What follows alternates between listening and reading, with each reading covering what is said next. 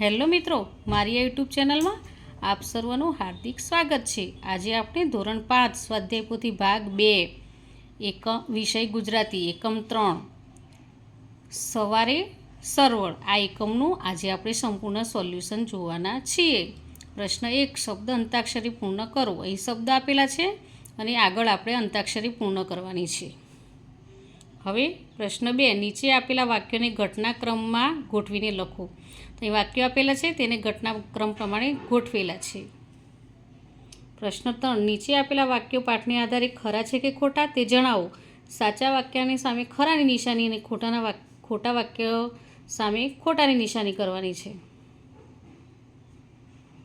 હવે પ્રશ્ન 4,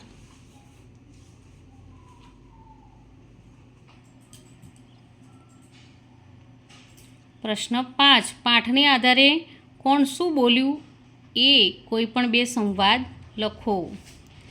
પહેલું છે વર્ષીલ નાગરેચા, બીજું સોમુ સાંગી, ત્રીજું જાનકીબેન, ચોથું સરિતાબેન। હવે પ્રશ્ન 6, પાઠને આધારે જોડકા જોડો। તો એ જોડકા જોડેલા છે। હવે પ્રશ્ન 7, ઉદાહરણ મુજબ કૌંસમાં આપેલા શબ્દોનો ઉપયોગ કરી વાક્યો ફરીથી લખો।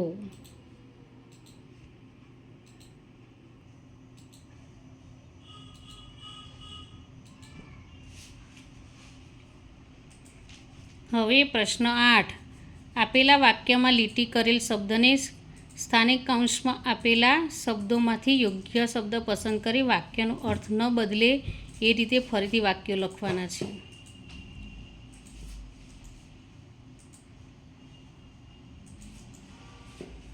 હવે પ્રશ્ન 9, ઉદાહરણ મુજબ બે વાક્યને જોડનાર પદને અલગ તારવો।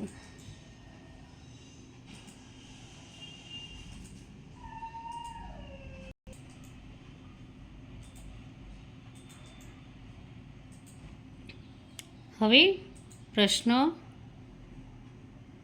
10, નીચેના શબ્દોને શોધીને ગોળ કરો।